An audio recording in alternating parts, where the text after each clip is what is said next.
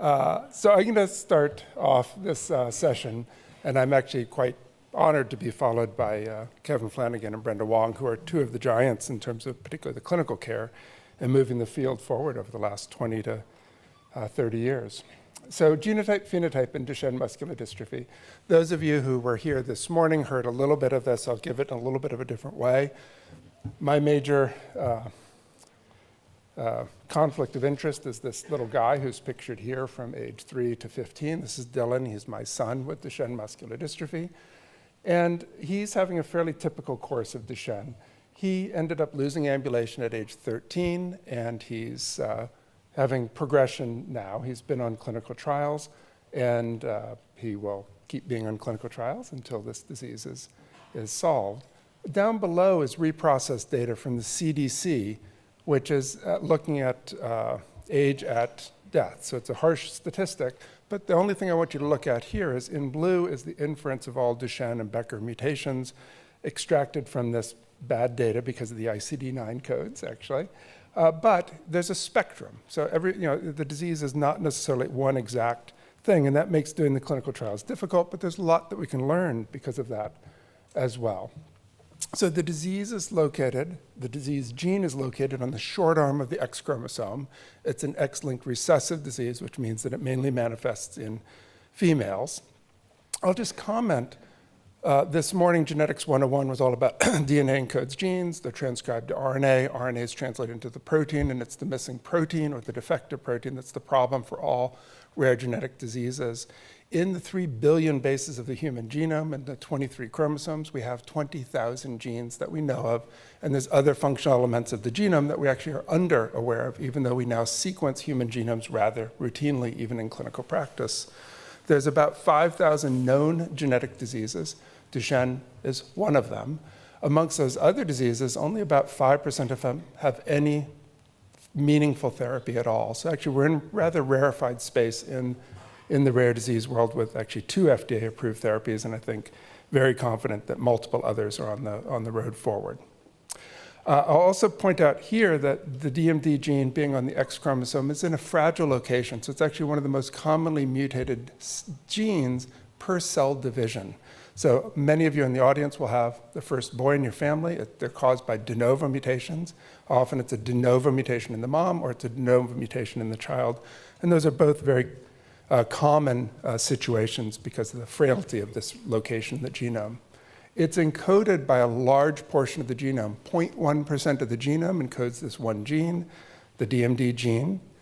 We call it DMD, is the actual official gene symbol for it. It's encoded by 79 exons, is the major isoform, and that's most of what we'll always be discussing.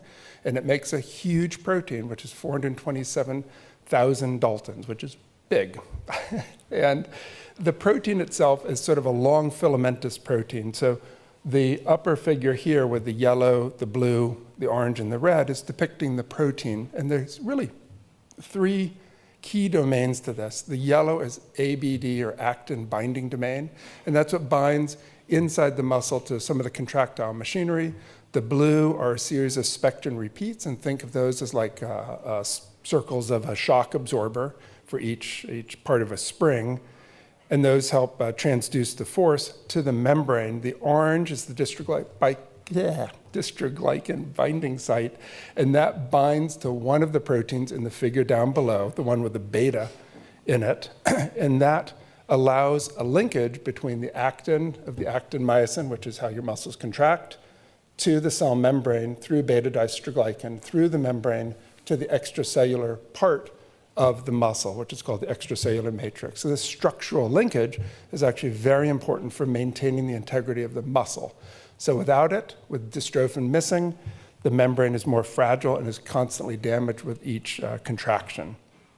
So many of the therapies are intending to try to either replace the structure of this dystrophin protein or replace it entirely with a very different looking protein, but functionally very similar sort of overall strategy.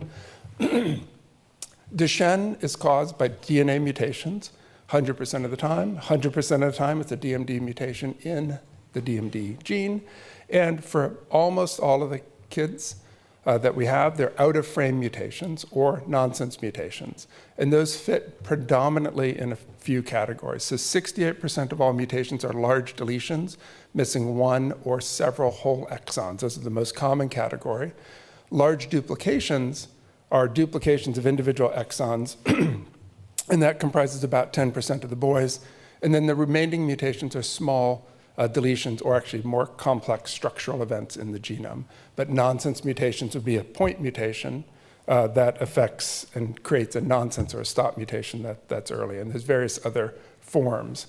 The reading frame rule is profoundly important, and actually, when we think about Duchenne muscular dystrophy, this one observation has led to multiple therapeutic options and thoughts. The man on the right has Becker muscular dystrophy and has can have a relatively large deletion. As long as that large deletion is within the central domain where the spectrin repeats are, and it just makes that shorter but maintains reading frame, it's a largely functional protein. And thus many people with, on average, if you have Becker muscular dystrophy diagnosis with mutations in the central range, you will be ambulating, walking independently into your 50s. That would be fairly typical. Not always true, and Becker muscular dystrophy is far more heterogeneous than Duchenne muscular dystrophy. Duchenne has a bit more of a clear sort of phenotypic flow forward. This again, Dylan indicated here, soon after he'd lost the ability to walk at age 13, which is reasonably typical for Duchenne, maybe a little bit on the slightly later side these days. So even though he has a smaller deletion, he can have a more severe disease, and it has everything to do with maintaining reading frame. So there's a few exceptions to that. So within the DMD gene, there's very strong genotype-phenotype correlation. So often when we look at your genetic reports, we can very confidently say, this is very likely to be a Duchenne muscular dystrophy course. Other times we look at the mutation report and say, this is very likely to be a Becker muscular dystrophy course.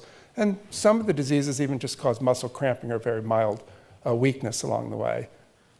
Some of the exceptions to the reading frame rule have to do with where I put hotspot up on this. So if you have a mutation down in the actin binding domain and you are losing the actin binding domain, even if in frame, that would be bad because the early part of the protein then can't bind to the actin, and therefore it wouldn't be interacting and forming this structural linkage. So some of those in-frame mutations can actually still cause Duchenne or relatively severe Becker muscular dystrophy. Conversely, and a little bit idiosyncratically, some of these early mutations that are out of frame in this same region, if you can start making the protein after that deletion and still retain one of these actin binding domains, that's sufficient to have some functional protein. So some of those with out of frame mutations in the same region also violate the reading frame rule, and they have a slightly to substantially more mild disease phenotype. And then on the far, the same is true sort of in the cysteine-rich domain. There's a provocative bit of data about exon 45 deletions, which is actually the single most common mutation in Duchenne. And there is evidence, and I'll show you a little bit more evidence, that these kids can indeed be more mild, although they're not, excuse me, substantially more mild. So to get to that, this is a bit of data taken from the Duchenne Registry. So many of you in this audience participate in this. Thank you. And we can take that data and clean it up. So it's, not everybody answers every question. You don't have to answer every question. It doesn't have to be a complete data set. It doesn't have to be rock solid and absolutely clean in every possible way. We can clean it up. And as long as we have enough data, we can clean it up even better. So just put what you can in, and that's fantastic. So in this particular project, so this is just published now, we had individuals who answered whether they were on steroid or not. We had individuals who submitted the genetic testing report. Please do that if you can. And we had individuals who reported some level of muscle function. So muscle function might be age at loss of ambulation, which is what I'll describe here. And then we merged all these. So from these ones, we had a complete data set of 1,913. We restricted them to a specific country of origin for a variety of reasons and filtered by the DMD mutation type that we were interested in studying in male, and that left us with 1,275. And then we further restricted based on how you all answer questions and in terms of, is there really valid information that we can look at? And then we ended up with 765 people with clear loss of ambulation information that we could use for the types of studies that we're going to look at. So here we're going to try to predict, what's the severity of the disease based on the type of exon skipping that you would be amenable for in this. So exon 8, so these are a bunch of plots. So every plot, the mutation type is indicated in red, and then everybody else without that is indicated in black. So black is typical Duchenne, and red is whatever the specific mutation type is. And it goes from 100% ambulatory up at the top, or a fraction of 1, down to 0 for ambulatory status. And then there are years along the bottom for each one of these plots. So anytime the red line's above the black, it's more mild. Anytime the red line is below the black, it could be more severe. So exon 8 skippable are overwhelmingly and strongly, with a p-value of less than 10 to the minus fourth, more mild. And this is dominated by exon 3 to 7 deletions, which we know can make some dystrophin by probably starting the gene transcription translation later than exon 7. Exon 44 skippables are dominated by exon 45 deletions, and indeed we can measure and observe a group of kids who are walking. Not all the kids are walking longer, but a substantially larger number of kids are walking at ages 15, 16, 17, 18 with an exon 44 amenable mutation. Almost all of those boys have an exon 44 deletion. But even within that group, there's boys, so it's not going to be completely predictive. So there's exon 45 deletion boys who, from this one figure here, are losing ambulation at 7, 8, 9 years of age, right? So it's not 100% predictive, but this is a population look. So all of the others look about the same, but exon 44 skippable and exon 8 skippable look more mild. Exon 51 skippables are actually slightly more severe than the typical once you take exon 51 skippables out. These all have implications for how we should be comparing and using natural history data as we look at mutation-specific treatments and as we look and interpret disease-modifying effects. So these are all important data as we start looking at genetic modifiers that are not due to the actual DMD mutation. This is just looking at that same data in a table format. And this is sort of an overview of that. So in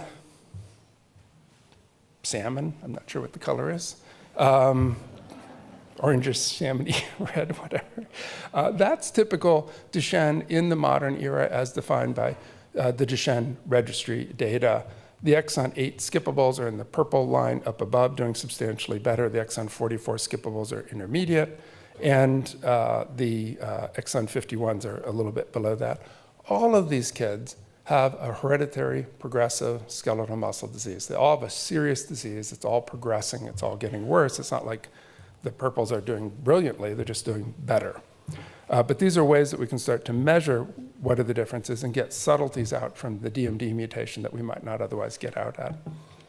So I'm a proponent of doing more muscle biopsies. So those of you who talk to me casually out in the hall will realize this pretty quickly. And the reason for that is we've stopped muscle biopsying routinely. We need to do it within clinical trials. We need to do it more compassionately, and we need to do it more thoughtfully.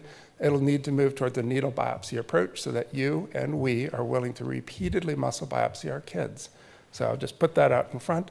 There's fantastically interesting things. There's many, many issues that we don't have a great handle on in Duchenne, surprisingly, even though the disease gene was cloned 32 years ago. There's a lot of unknowns. This boy on the left who has a exon 31 based deletion has a shockingly high rate of revertant fibers. Why? We don't know. How will we figure it out? We'll biopsy and we'll study the molecular properties of each individual nucleus, and we have the tools to start doing that. This boy in the middle has an exon 3 to 7 deletion and has more dystrophin than I would have expected, and he's doing rather well as a young teenager, and that modifies how much we might want, or how aggressive we might want to be with steroids. The man on the right is an incidentally diagnosed Becker muscular dystrophy patient who was diagnosed because his newborn daughter or young daughter was having a microarray done for completely unrelated reasons. And he has no myopathy whatsoever, as judged by the red-looking side, and a lot of dystrophin. So we can start to gather these data, but only if we keep doing them and only if we keep biopsying the data. So we left a lot of these things behind. When we start looking as well at cells that can grow in culture, this is a snippet of data from Carrie Michelli's laboratory. And the part that I'll just point you to is down below, there's 3 cells, which are CDMD cell lines 1015, 1089, and 1064. If you can read those numbers, they're sort of charts. They're the second group from the right. And these all have deletion of exon 45. And when we grow those cells in culture, when her lab does that, there's actually a provocatively higher rate of skipping of those and skipping exon 44, which would put a message back in frames. This is provocative data, but they're quite variable. So these cells then become an interesting resource to study more thoroughly for why are these cells behaving so differently. But clearly they have an increased rate of exon skipping just naturally. And this leads me into, sort of as I hand the baton over to Dr. Flanigan, my twin, that we need to know a lot more, not only about the DMD locus, but also about all other genetic modifiers. So he'll talk a bit more about this. One of the things that we can see is when we just plot, this is age at loss of ambulation, on steroids or not, from a previous iteration of Duchenne Registry data, shown as sort of a histogram.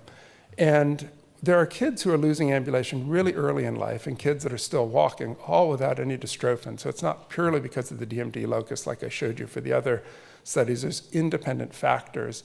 If we sequenced everybody in the room here, you would have, on average, each of you, 5 million DNA variants. 500,000 of those will be quite rare, and some of those may be modifying all the variation that I see out in the world here. Some of those may be modifying muscle function.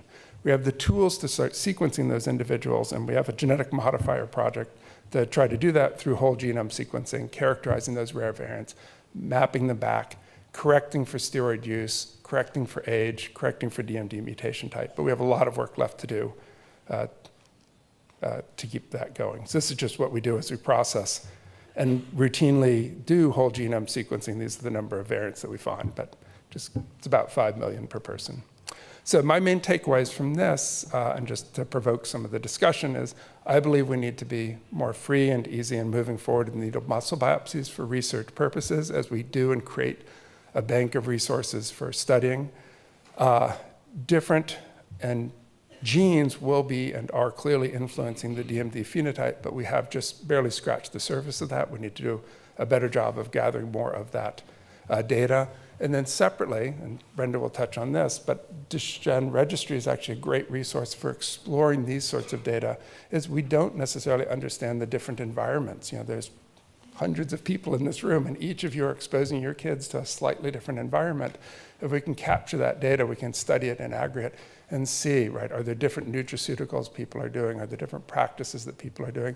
If enough people are doing the same practice, we can do multivariate analysis, control for all the other factors, and come up with sensible ways that we would explore it. Right now, it's very difficult to get a handle on that. We will not do good clinical trials for nutraceuticals. I'll just end it on that, thanking various people who contributed to various data. Thank you very much.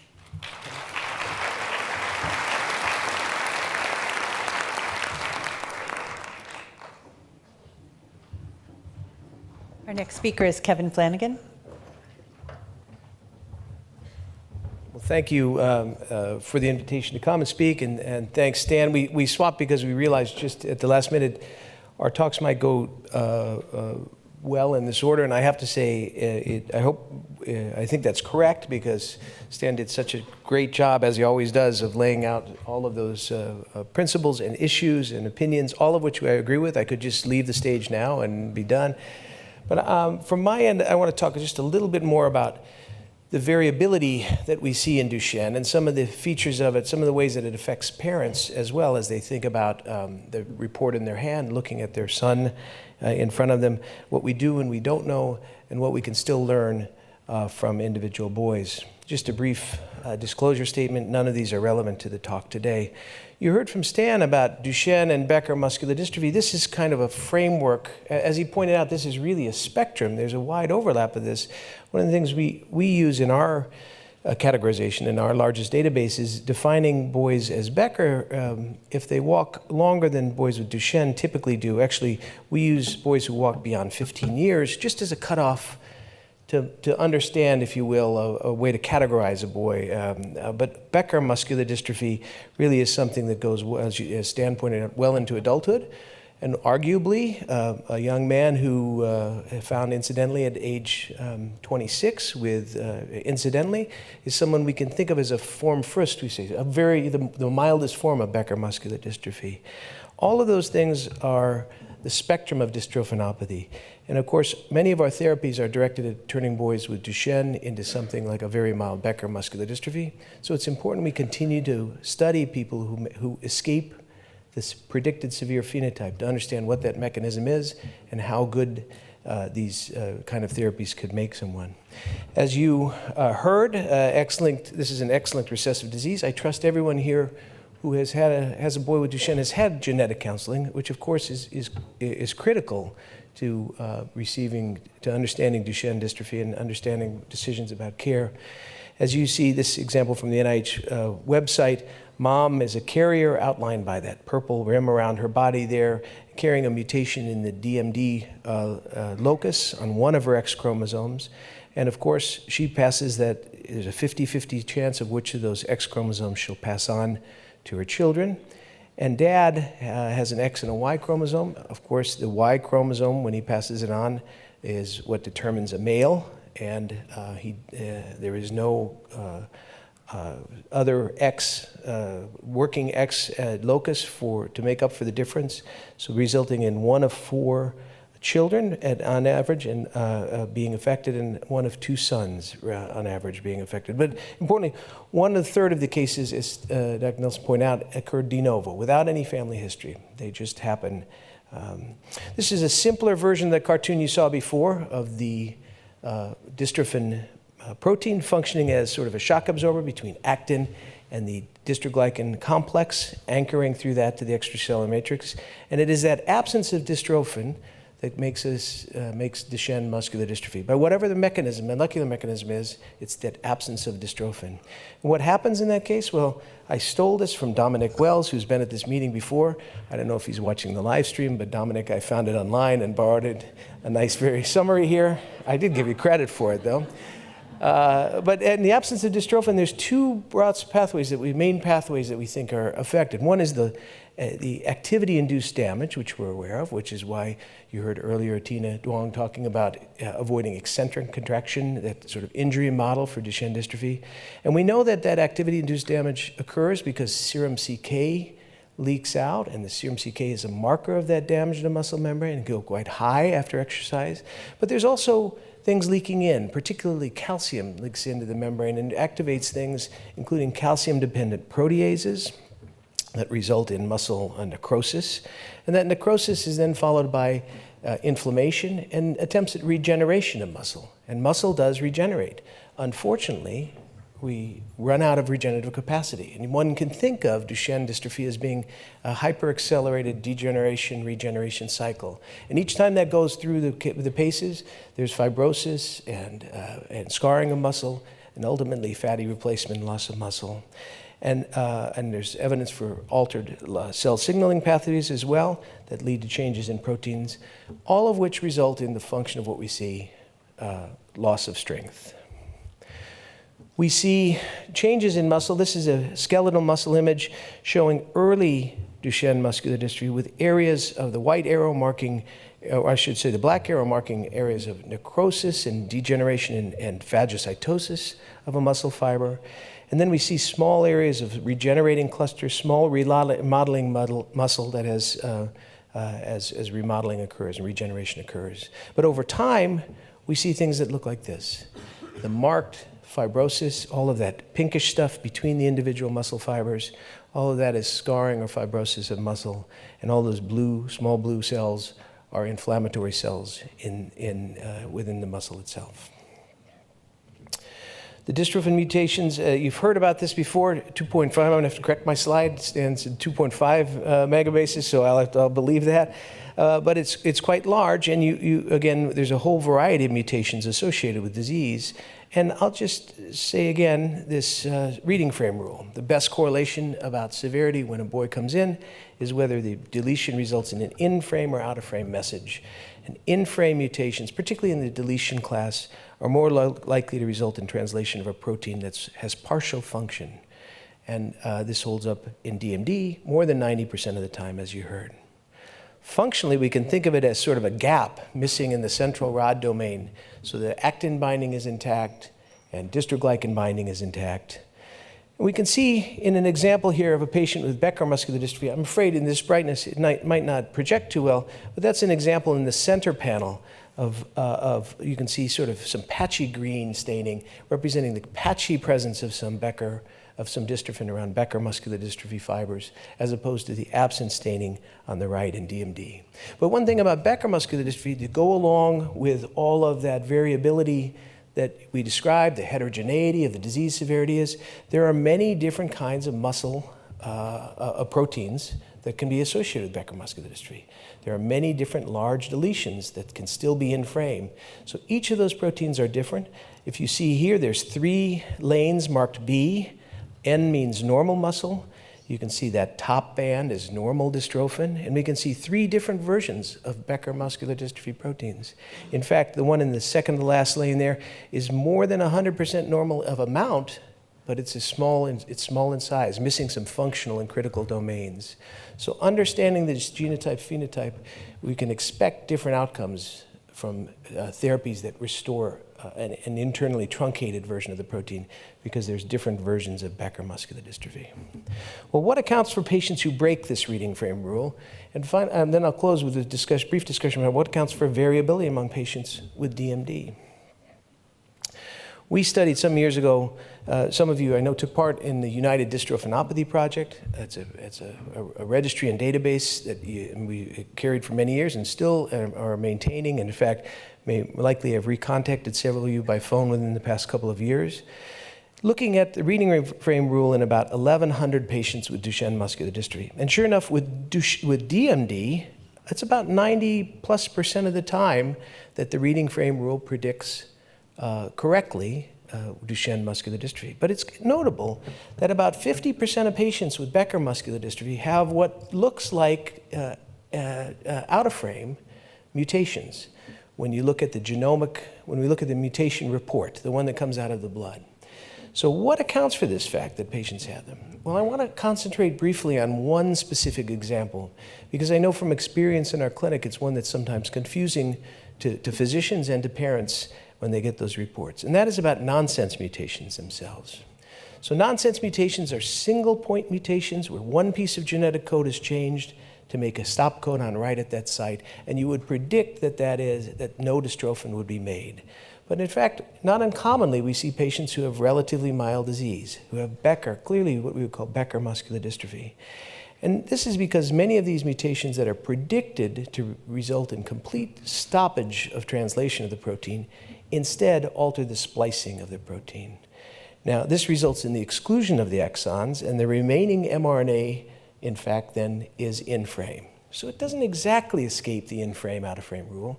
What it escapes is when you have the report that comes back from the laboratory that says nonsense equals Duchenne, but it's important to know. It's also important to know that to sort this out requires a muscle biopsy. Another reason that I agree with Stan that muscle biopsies have a real place still in clinical practice for Duchenne muscular dystrophy. So this is a terribly messy thing. Don't worry about it if you can't see it from the back. I just realized as I put it in how messy it is. What it represents is, and one of the first examples, published examples of this idea of nonsense mutations and milder Becker and exon splicing alteration. And in this case, under panel B there, you can see a place where a protein called HNRNP is binding to a new exon splice suppressor site marked by a white dot. And that white dot is supposed to be, it would be predicted to be, the report came back predicting a nonsense mutation. And instead what it does is it makes a site that serves as a binding site for another protein that suppresses splicing of that exon. So that exon's not included in the final mature transcript. It's like exon skipping, except it's native exon skipping because of this putative nonsense mutation. In fact, when we looked at our database of this, we looked and published this in 2011, we looked at where all the patients were who were Becker muscular dystrophy with nonsense mutations, and they were all in here represented by the black bars. They're all essentially all within this context of what we call the zero frame context. All of the gray area, those are all the exons. If you take one of those exons out, you wind up with an in-frame transcript. So from 23 to 42, if you skip any single one of those exons, you wind up with an in-frame transcript. And you can see easily that essentially all of the Becker, with one exception, a special exception in exon 1, which we won't go into today, all the other ones really fall within that region, or nearly all of them fall within the region of the zero-frame context. So this is important. Every year it happens. A couple of patients come to our clinic saying, I don't understand. It says nonsense mutation, but my son doesn't look like a typical Duchenne patient. And this is another example of why I think biopsies are still important and useful, because they're helping us answer the question of how much dystrophin is enough. Many of you know this was a critical question raised by the FDA during the discussions about eteplirsen. Still a critical question anytime we think about restorative dystrophin restorative therapies. How much is going to be enough to make a difference for disease? And one thing is we can say, by doing careful studies, a little bit of dystrophin goes a long way. So this is a paper we just published earlier this year, just to show an example of a 10-year-old boy who was diagnosed only at the age of 9 years of age. He started toe walking about 7 years, diagnosed at 9 years of age from an elevated CK, and he had a predicted nonsense mutation in exon 42. And exon 42 is at the end of that region I told you. If you splice it out, you can have a relatively you can have an in-frame transcript. What do I mean by, well, we did some standardized testing on him as well. We did the 6-minute walk test, which many of you are familiar with. And he walked at his age 575 meters. The normal controls are about 630 meters. But more important we can compare him to typical Duchenne boys. For age-matched Duchenne boys, he walks about 160% of the median for his age. That's better than the average Duchenne boy, certainly. And we did the North Star Ambulatory Assessment Test, which many of you know, which is a scale of 34 points, and he scored 30, which is highly, highly unusual for a boy with a Duchenne diagnosis. So what did we do? Well, we did a biopsy. We did a needle biopsy using the Vocora needle. I would say my one message is don't fear the needle biopsy. It's really, I know many people have had, I don't mean to be flippant about it because I know many families have had biopsies, open biopsies with large scars and discomfort. The needle biopsy leaves about maybe a 6 to 8 millimeter scar and is quite well tolerated by people who do it. You take a couple of small pieces of muscle out within. And what we did when we found that he had a very complex splicing pattern of his messenger RNA. This is a confusing, bit of a confusing image, but if you look at the top one where it says panel B, each E means exon, so exon 40, 41, exon 41, 42, exon 41, 43. Exon 41, 43, then each box is a count. When we sequenced all his messenger RNA, that's how many times we found each of those examples. So 8 times we saw exon 41 joining the 43, which is the in-frame version of the transcript. The surprise for me was that we didn't see that more. Much of the time we saw completely expected skipping of 42 to 43, which contains the nonsense mutation. In that case, the messenger RNA doesn't let you translate. And we saw something more complex. Actually, at the bottom, you can see with the red T, that red T actually made a new fake splice signal, a new cryptic splice signal. So there was a bunch of splicing that occurred there as well. In fact, when we cataloged all of this, it turns out that, depending how we counted it, between 6 and 9% of his messenger RNA skipped exon 42 entirely. And that was sufficient to make some dystrophin. And this is a very detailed, a very finely done Western blot. You'll see, first we have a normal, what we call a standard curve in the first 4 lanes. And then you can just see in the one labeled DMD that he makes some muscle. He makes some dystrophin. And when we work that out, he makes actually 3.2% normal values. So 3.2% normal amounts of dystrophin done in this very fine and highly reproducible way is clearly sufficient to be absolutely distinguishable from the typical Duchenne dystrophy.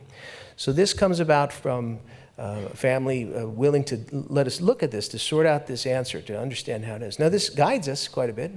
This guides us for thinking about use of steroids in a boy who's making dystrophin. We might do it a little bit less aggressively.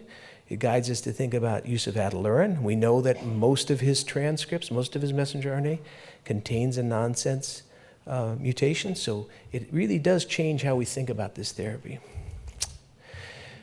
So those are all things that are at the DMD locus, but Stan mentioned there are other genes as well. And this is a field that's really still under development. Some years ago, the first such gene was defined. So these are genes nowhere near the X chromosome. These are genes elsewhere in what we call the autosomes. The first of these was a gene called osteopontin, or SPP1. So it's a gene that encodes a protein called a cytokine. That's a class of protein that's involved in immune cell migration and survival, and it's active in a pathway called the TGF-beta pathway. That's a critical signaling pathway for fibrosis and inflammation. We published another gene now validated by others called variations in a gene encoding latent TGF-beta binding protein 4, LTBP4. That is a gene that sequesters TGF-beta, keeps it, sort of holds it ready to be released, to be activated. And polymorphisms in that gene also influence the activity. By polymorphisms, we mean the variation, the same variation that Stan mentioned a few minutes ago, the kind of variants that we can see some influence protein function. There's a third gene was called CD40 that's involved in T helper cell organization, polarization. It's found in what's called antigen-presenting cells. That's now been shown to influence. And a paper that we've just got accepted in the Annals of Neurology, it'll come out shortly, talks about another variant, another gene called thrombospondin 1, THBS1, also important in the TGF-beta pathway. So it turns out that some protective versions of these genes are out there in the population. And we have shown that if you have the protective version, for example, of LTBP4, a boy who carries those protective versions of it actually walks longer than boys who have the non-protective versions by about 1.5 years, similar to the range we see with steroids, for example. So understanding these other genes that influence it, the course of disease, are important. They're important for interpreting trials. They're important for thinking about new ways, new pathways where we could potentially affect the disease. So the takeaways from this, I'll say, DMD results from the absence of dystrophin, but mutations that allow a small amount of dystrophin can influence the severity. And I encourage you, if it feels proper, if it, in consultation with your physician, if you would like, if there's something unusual about your boy's phenotype, do consider the use of a needle biopsy, certainly, to understand better at the organization of the messenger RNA level and the protein level what's going on. It's important to remember that not all nonsense mutations result in DMD. I think most of us here who see a lot of Duchenne patients realize that, but we still have referrals every year from physicians and from families in whom that's not clear. And finally, good boy. Finally, we're learning about genes that influence pathways that are important to disease progression. And we do that not just for curiosity, because we think some of those are going to turn out to be good targets for interventional therapies. And for example, I mentioned LTBP4. Our colleague Beth McNally has been already working on therapies directed toward that pathway. So with that, I'll close. I think we're taking questions later on, but I'll thank you for your time and attention. Thank you.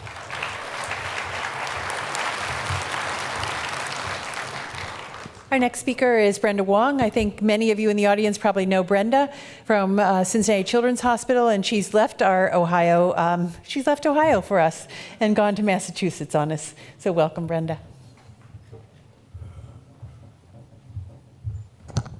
Thank you so much, Pat. I just talked to Pat just now about how the 18 years have flown by since we first had the meeting in Pittsburgh, and just the amazing things that have happened and how PPMD and Pat has accomplished so much. Pat is a visionary, and I think for this talk of mine, I think I'm kind of like trying to go along the lines of Pat's role of being visionary to see, in terms of care, what we know and what we do not know about Duchenne's.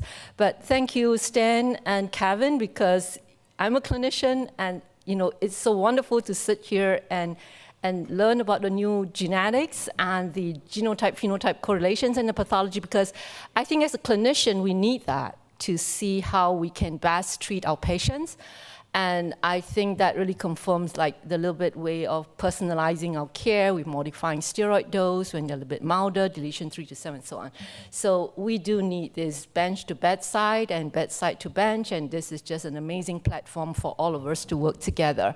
So basically the talk here, it looks a little bit different from your itinerary, but I think Pat and I discussed, and really the impact of care, nutrition supplements and all, I think it's really outside the box, and I think Kathy had done a good job this morning of really identifying what you need to do for care. So what I'm attempting to do right now, next slide please. Oh, it's me, sorry. Which one is it? Yeah, this is for still the good old days when you ask people to move your slides. Okay. So I think in terms of the world of care, are we there yet? I think we have gone a long way from 18 years ago to right now with all the certified centers for Duchenne's. But I think the question is, are we all there, or is there still a little way to go? And I believe we do, just because our little boys are grown into young men, and then they have a new generation of patients. And so you generate new problems. And so, we all have to work together again to identify Duchenne certified centers for the older kids. So you've got another piece of big job to do, Kathy. Yeah, so what I attempt to do, I have 15 minutes. So what I'm trying to do is just highlight the areas so that for your breakout session, you can go to the sessions and then think about it and discuss, because there's just so much that we still do not exactly know and fit in the box of like level of evidence, level 1. So sometimes we give you like guidelines based on level 5, but then you'll see that 5 years later, a new set of guidelines come out. And so I think what I will try to do is, well, a forward-looking statement like the pharmaceuticals. What I'm telling you right now may change 5 years from now. And I think that kind of concept, because we are forever evolving, forever learning new care areas and new needs. So basically, covering these few topics: comprehensive care, steroids, cardiac. We have a big cardiac session later, and I think those are the areas that families ask a lot of questions. What to do since there is a guideline, but do we do it or not, for prophylactic meds especially? And then bone health, orthopedics, endocrine, nutrition supplements. I have to do justification for the talk, the title of the talk. So nutrition supplements, PT, and neurocognitive needs. So I think, again, you guys who have heard me a lot of times, I distinguish between DMD, the disease, versus the patient with DMD. If you're talking about DMD, the disease, you're talking about single specialty care that really would look at your system. You go see your neuromuscular specialist for your muscles, you see the lung doctor, the heart doctor, your constipation, you go see your GI, and then you see your psychologist. But we don't deal with systems in life, we deal with a patient, and a patient is you need holistic integrated care. And so we talk in terms of a team-based approach that deals with motor function. And even for that motor function, you talk about strength. Yes, it's the neuromuscular doc, it's the PT, the rehab. You talk about the load that you carry about. A lot of it is dietitian and endocrine as well. And then alignment, to me, it's your PT, rehab, ortho, and neuro. So you can see that it really is a lot in terms of like teams. So you may go to a clinic that does have neuro PT rehab on the same day, and then you have got cardiac and pulmonary group on another day. So that's basically what the concept is of just team-based approach care. So at the end of the day, you count all the problems that you can encounter. You can see a whole slew of specialists that's needed, again, with the center and the family and the patient at the center of it with the PCP. So that has been the model for all the certified centers, and I think that is what we have functioning right now. So in summary, if you look at the 5 C's of comprehensive care, you can see it's team-based care team, and that is where you get all the multidisciplinary specialists all in one place as best as we can, with care coordination that can provide you, the care coordinator, with all the services you need. But also, I think at the physician level, we also need to coordinate the medical needs with other providers, and that's the level of collaborative care. So that's where your NMS, your neuromuscular specialist, whoever it is, would be in the central role of coordinating that care in collaboration with your colleagues by being the Duchenne expert with the Duchenne factor in every intervention that we're recommending. And that calls for regular communication. And so that we know is needed. I think what we don't know really, I think as we move on, is this continuity of care over the entire lifespan. The care cycle, we've done great right now with pediatric care centers. What's next? We have transitions, but then now it's time to train up the adult teams where you have the expert knowledge so that when your patient is inpatient, you're able to have the Duchenne factor for an inpatient team that doesn't realize that the kid or the patient is in renal failure of serum creatinine of 0.4 when the baseline is 0.1. 0.4 is totally well way below normal, but so that makes a difference whether the patient is going to do well or not and the outcome. And that part in red is what we still do not know, and is for us, the community, to look forwards and work towards those needs. So quickly to steroids, I think we all know that that has been shown level 1 evidence that it works, and it's been around for 1974 till now. That's a long time. Is that 40 years? 30 over years. And so the evidence is there, but we still have a lot of unknowns in terms of when do we start. Do we use prednisone or deflazacort? What's the dosing schedule? Daily, weekend, 10 days on, 10 days off. There's still no consensus, and that's why different centers have different practices, and you can bring that up in your visits with your providers and discuss each and every aspect for you to make the informed decision. So that's one area. And so if you have families coming to me asking for the schedule, usually what I do is I share with families whatever evidence there is. And this is the 2015 Synergy data that looked at the mean age. I don't have a pointer, but if you look at the bottom figure where the green one is the 50%, you would go that right across the median. So you can see that the median age of loss of ambulation for daily deflazacort is 14, for prednisone daily, and 10 days on, 10 days off, and weekend it's 11.9. So this is the data that we would share, and then families would then have to use that data and make their informed decision. Cardiac, not too much. It's just that there's a huge cardiac session later, and all our cardiologists will be able to approach that aspect of management. The reason why, Pat usually brings that out is I think there's still a lot of families asking, do we or do we not do prophylactic cardiac meds? And I think if you look at the 2015 meeting here for the Duchenne group, the working group, it says age 10, right? And then you start. So, but this is the one, if your cardiologist happens not to have that article and have the 2017 one that has this whole good write-up on all the different approaches for cardiac care for cardiomyopathy with neuromuscular disorders. You can see that they actually said they put you level of evidence that definitely you start when you see changes in function, when you see fibrosis, but if you don't, then they said it can be considered. So I think that's to be discussed later, but definitely these the group of meds that's used, and I would not spend time going through this right now. Aspect of bone health, I think we know how much calcium intake to take. A lot of families still ask whether they'll do calcium supplements, but remember, calcium is best absorbed from our food. If you have a kid that doesn't take milk, yogurt, tofu, what else?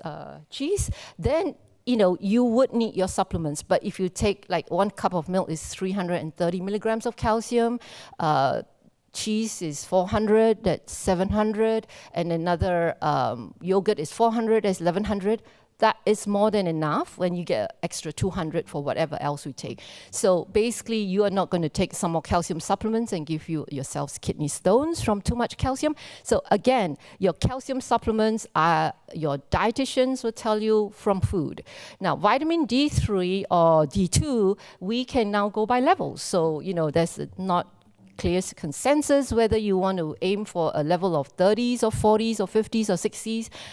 The normal can be 30 to 60 or, and so what is your guideline? Nobody has consensus on what that number should be, but we follow the adult world where, you do it in the 40s, and that's pretty safe. So you got levels. And then in terms of treatment for bone health for bisphosphonates, oral versus IV. I think one has got the consensus that we all have to do IV. Remember, that's the endorsement. Now, distinguish between what is an endorsement versus what is level 1 evidence. So again, this is what we think it would be. So just a pointer here. This is the paper that's always quoted by people to give for IV. It is in a Canadian study of N equals 7. You can see that. And the reason why they said that you use IV is referred to this paper for the fact that there's remodeling where you see the vertebral body heights increase. But if you read into the paper, this is a patient that stopped glucocorticoid steroids 4 months before starting the bisphosphonates, went for bisphosphonates for 2 years. So in our experience, if you have also the other papers are osteogenesis imperfecta where they are growing kids. Now, a Duchenne patient is not growing in height because of the growth suppression, and their osteoporosis is glucocorticoid steroid induced. So, but the thing here is, in our experience, if our patients backed off on the steroid dose and you grow, anybody that has got a good height growth will remodel like that. So I think those are the factors that you want to consider. The Duchenne factor for the kid that is not growing. It's hard if you're growth suppressed, it's hard for you to remodel. And so I think these are the things that, you want to discuss and think about. So basically, there's still a lot of debate and questions, but these are the issues that I think you may find different responses. Now, orthopedics now, this is the area where we don't know what to do with our older patients that's now 25 and with a spinal curve of 35 degrees. So if you look at our patients now with steroids, like instead of having 80% needing spine surgery in the about age 14, only 20%. So what happens to the rest? So now that we see our young men in the 20s, we do see scoliosis about 25. But the nice thing about this age group, we have not done scoliosis surgery on this age group, is that they're hardly progressive. So we are learning a lot from the new generation on steroids, and they are just being watched and supported with trunk support. That is good. We have not seen much progression, partly because they also completed growth. So again, that is a new area that we do not know. Femoral fracture, I think this is something whereby the Duchenne factor comes in. A regular kid with a femoral fracture gets a long leg cast with a knee 30 degrees flexion.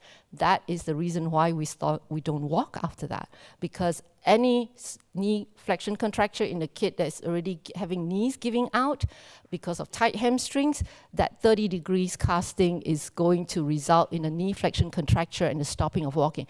So I think these are areas whereby the Duchenne factor comes in that makes the management a little different, and we still don't know, on a wide scale, because it's not really out there. And so these are the areas that's like the gray area.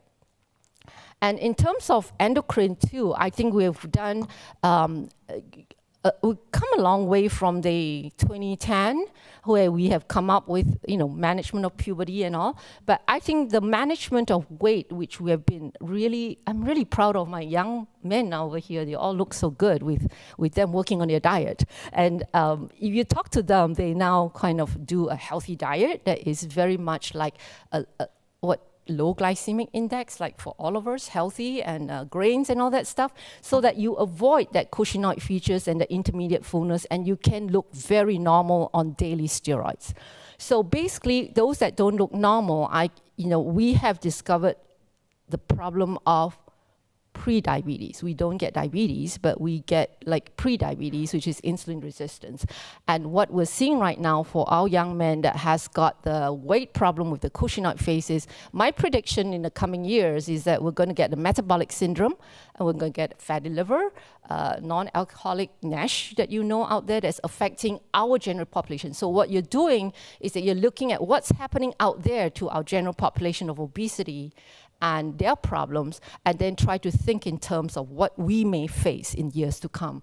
And that all boils down to nutrition. So nutrition is key, not only for, just supplements and all, but it's also key for managing your side effects.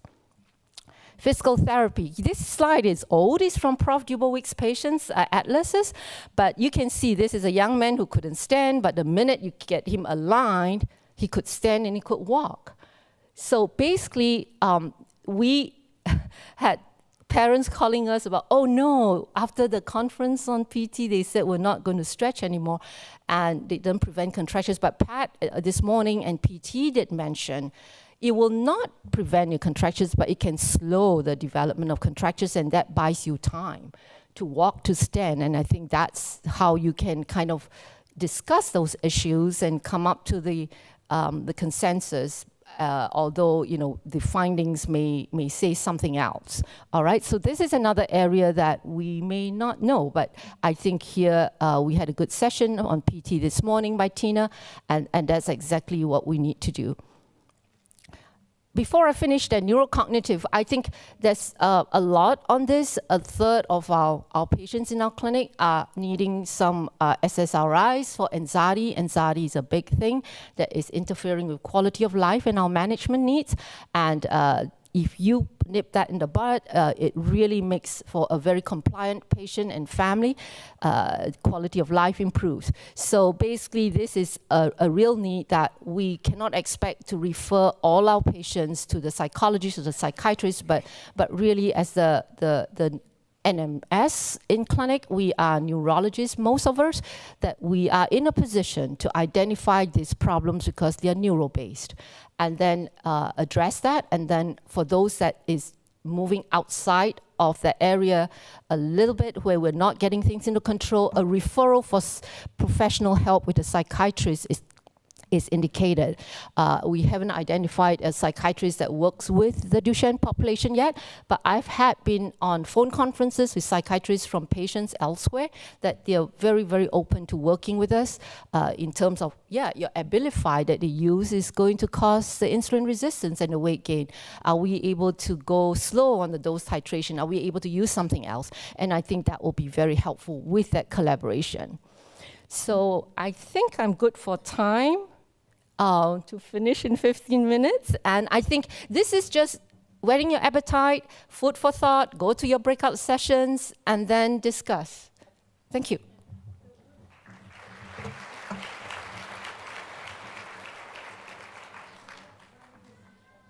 Yeah. So Brenda, come back.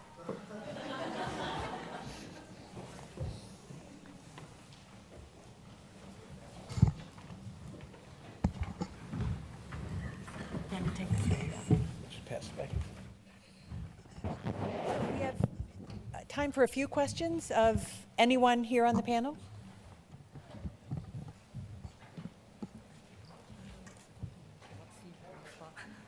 Okay, please come up to the mic. Okay, you have a question? Let's go here.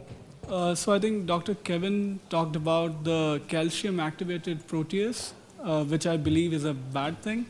But then we know that Duchenne patients usually have weak bones, and like Dr. Wong talked about, giving them calcium supplements, and I believe even like vitamin D3 leads to more consumption of calcium. So how do you sort of like handle that conflict where, with the calcium? So calcium. Sorry. What's going on at the muscle membrane and the uptake from muscle. Calcium is fairly tightly regulated in the body. The homeostasis of calcium is pretty well controlled in blood.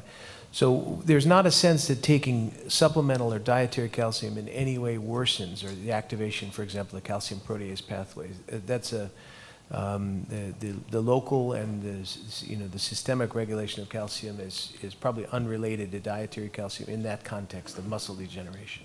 Okay, thank you. Also, I think, our body has got a system of regulating our calcium, right? The PTH system and all.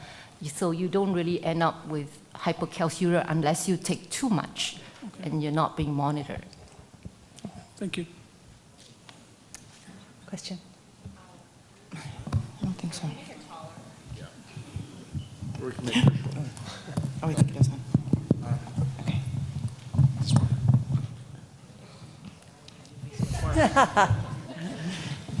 So talking a little more about diet, is there anywhere that this is published, these dietary guidelines for our boys? And I think, did you refer to it, Dr. Wong, as like a low glycemic diet? I think, these things are quite basic stuff that I don't think it's published, because basically that's what the USDA guidelines is, the healthy eating plate, you're counting your calories, portion control. So really it's all the basic nutritional, but you must also understand the fact that we probably are consuming too much carbs. And therefore, if you kind of get a dietitian who can work out, like, the carbs that we consume could be like, between like 30 and 50%. Could we go on the lower end and have a little bit more proteins? Because, our muscles, we need proteins. And then you'll find that with a protein breakfast, like a smoothie with Greek yogurt and berries, you really don't feel hungry. Whereas if you eat a muffin, you're going to get hungry in an hour because of the carbs. So I think these are something that we would get dietitians to really review with that. What's the concept of a glycemic index is basically just the understanding what type of carbohydrates and what kind of, the sugars that's released. So is there anything particular that you tell your family, your patients to sort of stay away from? I mean, it's common sense, right? It seems like common sense, but I'm just asking, is there something that's more impactful to patients with Duchenne because of the nature of the disease progression? Is there anything there? Or is it just generally just, healthy eating habits, high protein, low carbs, that sort of thing? Yeah, actually, I've got several patients that's doing so well here that probably they will be the gurus to tell you what they do. But basically, I think I find that in talking to the patients after about age 10 to 12, educating them on this information, they actually take on their own responsibility because they make the choices of what they eat. So I think a lot of it is the young patient after 8, 9, 10. But working with a dietitian to understand, that nutritional science will be helpful. Yeah, I don't know if it'll ever be published because it's nothing that's Just general novel. healthy eating guidelines. Yeah. All right, thank you. But ENMC should be publishing a paper from that workshop, is that right? Okay, sorry. Okay, good. Sorry for the error.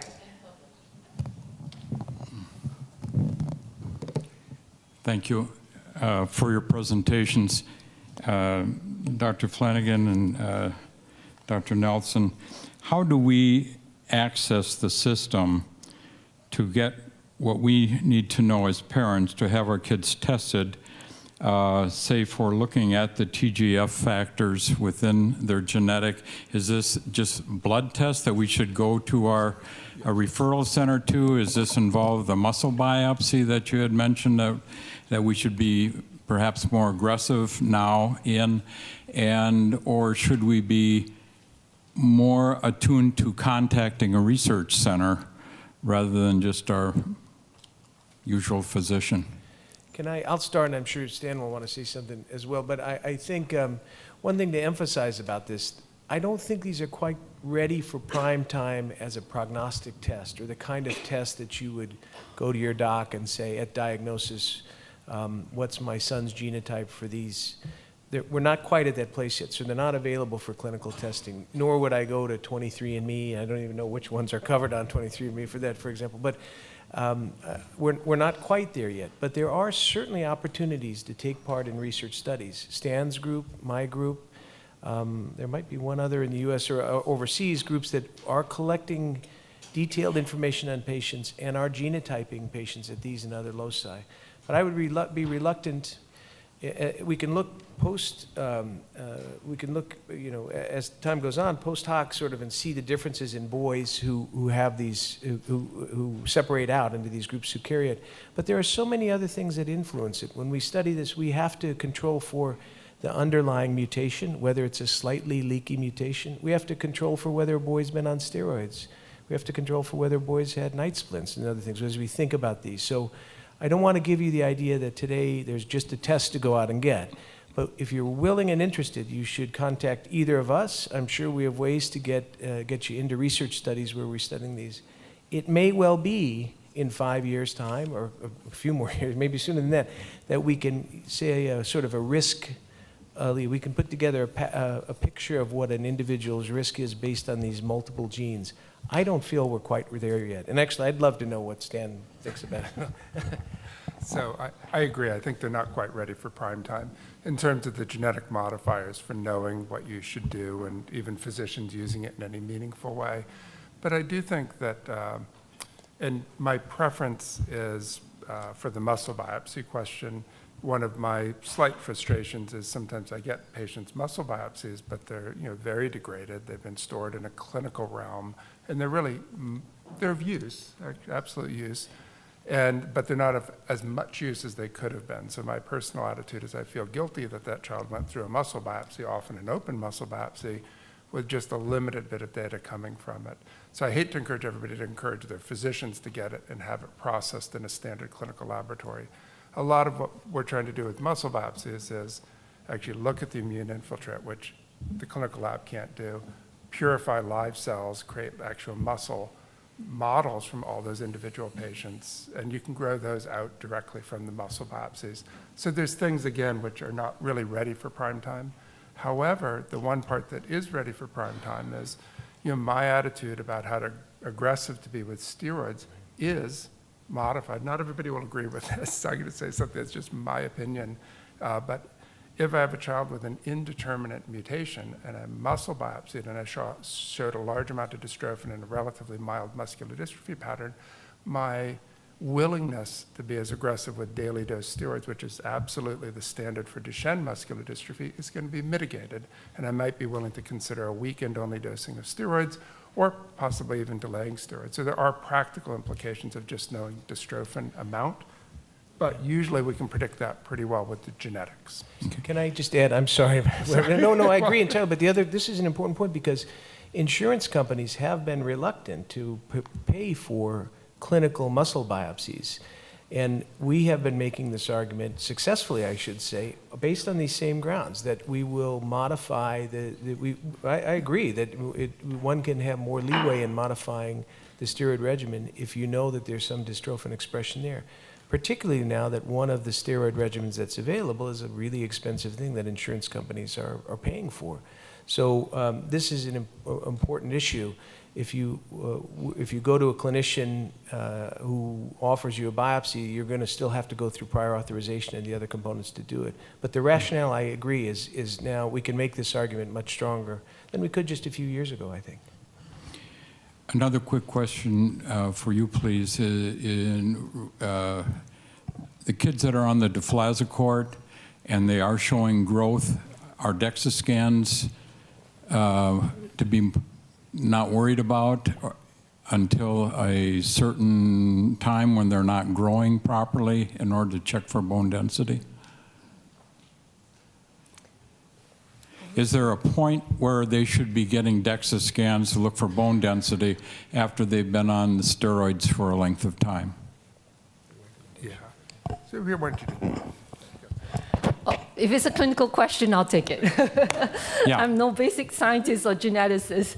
Yeah, yes, we do, because steroids, glucocorticoid-induced osteoporosis is real, it's bad, and so prior to starting, I think in the guidelines too, it says you should have a baseline assessment of your bone health, which will include a DEXA as well, which we do, and we do it. Our DEXA is always done coupled with a spine X-ray because we realize that you can have very good looking bone mineral density. Like a few years ago, the talk was like, no, our Duchenne boys do really well because our bone mineral density is increasing. But I was like, if you look at the increase, the normal increase for a boy is about 3% increase a year for the lumbar spine.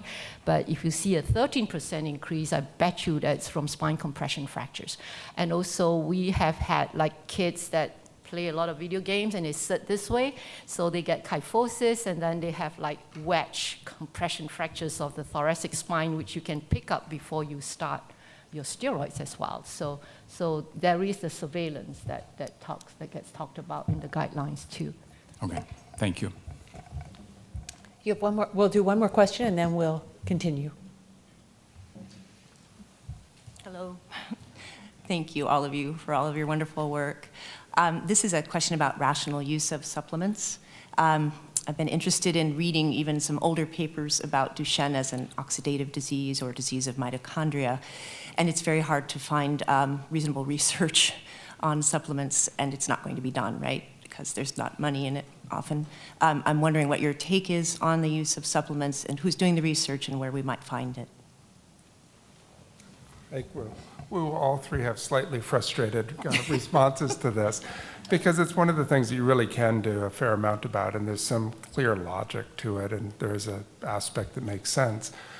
My attitude is I think collecting data within Duchenne Registry is as good as we will do, and it'll actually be pretty good. Not everybody's going to do the same thing. You can read the same literature. We could all read the same literature, and we would end up with very different responses. The nutritional literature is vast and bad. It's a really bad combination. So it's really hard to read the tea leaves of it. And that leaves people with lots of different options to choose. So what's happening, and I think if we surveyed everybody in this room, nobody's on the same regimen for sure of what they do outside of what are medical prescriptions. And that gives a lot of phenotypic variability potentially that's caused by an environmental exposure of, somebody's taking glutamine, somebody's taking creatinine, somebody's taking CoQ10, and we can use those data along with some measure of functional outcomes. So what we looked at in the first paper of looking at the Duchenne Registry data was, individual contributions to prolonging age at loss of ambulation. Most of the nutraceutical sorts of things were not being used by enough individuals to get a significant signal out. Vitamin D usage was correlated with prolonged ambulation. CoQ10 was correlated with prolonged ambulation as independent factors as steroids were observed, and deflazacort was superior to prednisone, was what this first paper showed. But even though there were 700 and some patients evaluable, it's still too little data given the spectrum of all possible nutraceutical things that you and everybody else in the room could use. So I think just collect the data, and the simplest way to do that's Duchenne Registry to me. Yeah, we didn't really cover the topic of supplements, so this is the time. So you're right. I think in the whole area of supplements, again, there's no evidence, that is out there that we could look and say is level evidence 1, 2, 3, 4, 5. So basically, I get patients asking, but in terms of the supplements, vitamin D, we do that because we have levels. You are insufficient, you're deficient, you're sufficient. And we aim for a goal. Well, in terms of CoQ10, that is the common one, which Stan has alluded to in the registry. You're right. In terms of the literature for the genomics, we did see a lot on inflammation, a lot on the oxidative pathways and all. And so basically, that was one area that came up was the use of CoQ10, which I think Alan Pestron's group did publish a paper last year on the CoQ10 levels in muscle. So he looked at people who are aging, people like me who are aging, would also have lower CoQ10 levels. So basically, they look at the muscle of people who are aging, the healthy population, so normal, supposedly normal muscle, and then the group of the muscular dystrophies. And the CoQ10 level for normal, say, is here. The one for the aging is somewhere here, and the one for muscular dystrophy is down. So that's probably the only evidence, I would say, of human muscle that you can say that is low CoQ10 level in in the muscles of patients with muscular dystrophy. The one thing about CoQ10 that is easy is that because we have levels, right? And we know what the range is for normals, like a total CoQ10 is ranging from 0.5 to 1.5. So your mean is 1.0. And there was a paper on myotonic dystrophy from Europe where their mean was lower than 1.0. We didn't publish ours, but long time ago we did like we do levels. And for our Duchenne patients, our mean was about 0.7 instead of 1.0. So I think the thing here is if they are on CoQ10, but we find that our boys' Q10 levels tend to run gestalt-wise. Instead of 1 and above, they're usually running 0.6, 0.5. So I think here, if you have something that can guide you to the levels, it's fine doing it and not wasting too much money and have expensive P. But in terms of all the other supplements, there's no way you can monitor how much you're getting. There's no way to monitor if it's really effective because there are no studies. And so I think for the other supplements, you'll find a lot of families are doing just by trial and error, you know, what's the dose of arginine, what's the dose of glutamine, and we monitor their overall health and just make sure that they're fine. So really, it's the family's prerogative. All right, Stan promised 3 opinions, so I'll give the third. I know we have to be quick. The one thing I'll just say is, you mentioned that trials won't be done because no money is in it. I'll point out that there's no money in prednisone either, and over 20 years there were at least 5 or 6 very good randomized placebo-controlled trials to give the answer to this. I think the reason there aren't great trials when you say supplements, that ranges from things that we can make a rational reason for, from vitamin D or coenzyme Q to all sorts of things that are considered supplements. And I think the reason there won't be trials is because the rationale, the scientific rationale for many things that are offered to the community as supplements is not strong enough to support spending the time and money on those trials. So, you know, there's a great book by, I'm maybe the skeptic, and I first of all, I'll just say that I understand anyone who, if it's not a burden on anyone in their family and situation to spend money on a safe supplement, that's fine. But you know, the famous Carl Sagan book, Science is a Candle in the Dark, when he talks about things that claim that they fix everything, generally fix nothing, and we have to keep that in mind. You know, when we talk about the whole range of supplements that are available, if they're not a burden to a family and they're safe, then it's fine. I do think I've watched over 20 years now sort of waves go in the community where everyone says, well, I've been at this meeting some 15 years ago where I had parents ask me, oh my gosh, am I doing wrong? I'm not buying supplement X. Everybody says I should be on supplement X. And we know that these have not borne out, the few trials that have been done. The nitric oxide synthase study, a good study was done with a very active a pharmaceutical that had complete activity, didn't show a benefit in boys with Duchenne dystrophy. So we have to keep in mind that I don't think these are being neglected pathways. People want to understand at a very basic level what mechanisms they're testing in a trial. I think that's one of the challenges to it. So I hate to be the wet blanket. People who come to our clinic know I don't complain about anybody being on it, but I think it's expensive P for a lot of people, and you shouldn't feel bad if you can't be on these. But all of us, all practitioners, will help me make decisions if you would like guidance on those, I think. Thank you.